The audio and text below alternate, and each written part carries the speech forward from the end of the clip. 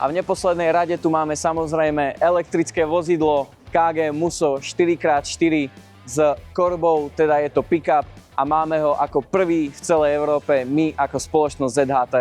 Na tomto vozidle sa nachádza nadstavba, ktorá disponuje naozaj mnoha vybavením. Jedná sa o vybavenie, ktoré naozaj potrebujete na prvotný zásah, pokiaľ sa jedná o požiare v lese alebo akékoľvek iné. Táto nadstavba obsahuje aj modul, ktorý je jednoducho vyberateľný a konkrétne tento modul ste schopní aplikovať alebo teda položiť aj na korbu štvorkolky. Bez problémov ste schopní tento modul vybrať a vymeniť ho napríklad za modul, ktorý používame na dopravné nehody. Toto vozidlo taktiež funguje ako V2L, teda ste bez problémov schopní zapojiť či už kalové čerpadlo alebo hydraboj, teda vysavač, alebo akékoľvek iné elektrické zariadenie.